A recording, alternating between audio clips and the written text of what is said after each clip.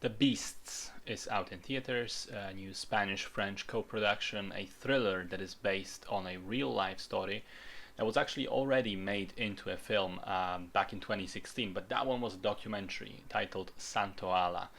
The film tells the story of a French couple who moved to the Spanish countryside, a tiny mountain village, where they run an organic farm and try to also restore a couple of old buildings that they own and sell them with the intention of bringing more people around, reviving the place a little bit. But tensions rise between them and the local peasants due to various grievances, and inevitably those tensions lead to violence and tragedy.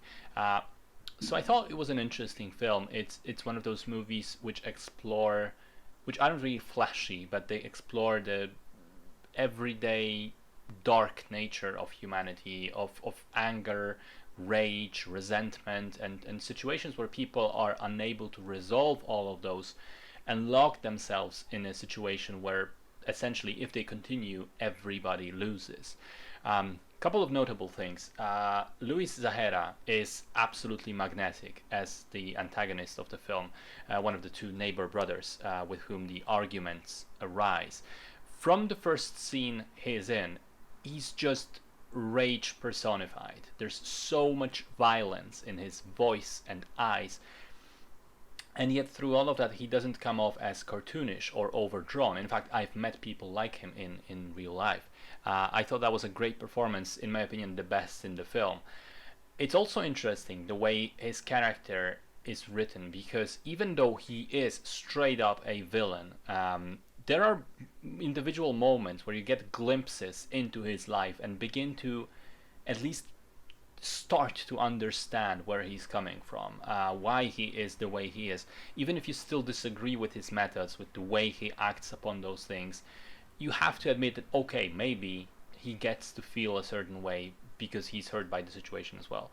He's still a bitter loser in the end, a person who chooses to blame others for his situation instead of trying to make it better. But at least you can see what got him there. The film is also great at building tension in the key moments. Notably, there are two different argument scenes. Interestingly, one is between men, the other is between women. Both of them are long single take shots with no interruptions, and I loved both for how well they are executed and also how raw and real they felt. One thing that I thought was a little strange when viewing the film was how long the final act kept going after what is seemingly was a natural point to end the story. But I've come to understand why that final act was needed, and it does do something interesting with also recontextualizing the story a little bit and essentially changing the main character for the final 30 minutes. I like this film. I think it's quite good overall.